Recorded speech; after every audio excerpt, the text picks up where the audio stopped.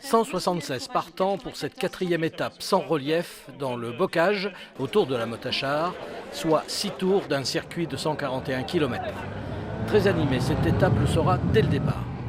Après bien des tentatives, 7 coureurs s'échappent au 16e kilomètre.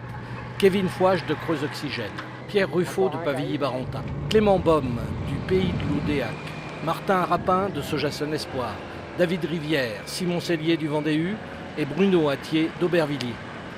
Ils ne prendront jamais plus de 25 secondes.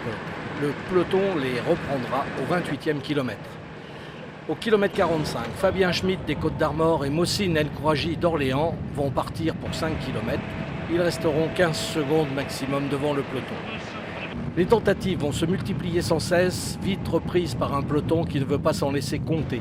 Un peloton la plupart du temps en file indienne, et la moyenne de cette étape, 47 km 305, atteste du rythme que se sont imposés les coureurs. La dernière tentative, qui aura quelque peu duré, à 20 km de l'arrivée, sera celle de Maxime Kahn des Côtes d'Armor, déjà remarqué les jours précédents, et Rudy Kowalski de Charvieux. Ils ne compteront jamais plus de 17 secondes sur le peloton. Ils seront repris au kilomètre 134, soit 7 km avant d'en terminer. Et c'est encore un coureur des Côtes d'Armor, Frédéric Guillemot, qui va prendre quelques longueurs à 1,5 km de l'arrivée pour l'emporter détaché.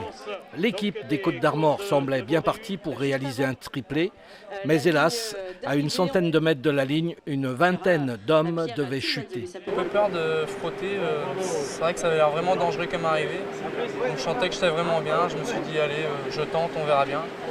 Et bon, il y a quand même des sprinters qui vont très très vite, donc je me suis dit allez, on tente, soit je gagne, soit je fais rien, tant pis, mais il faut tenter, quoi. Clément Orceau de Vendée U finira second et Emmanuel Morin de Sojason Espoir, troisième. C'était un petit peu dangereux dans le dernier kilomètre, donc il fallait être bien placé. Et, on l'a vu, il y a eu une grosse chute à l'arrivée. Et j'ai eu de la chance, j'ai réussi à ne pas être pris dedans et j'ai fait mon sprint de l'autre côté de la route, donc je fais 3. Damien Gaudin de l'Armée de Terre, quatrième de cette étape, conserve pour la dernière fois le beau maillot jaune de leader, car il ne sera pas présent le week-end prochain pour mieux préparer des épreuves dans le sud la semaine prochaine. Décidément, un sacré niveau pour cette 31e édition qui devrait se confirmer samedi à Challans.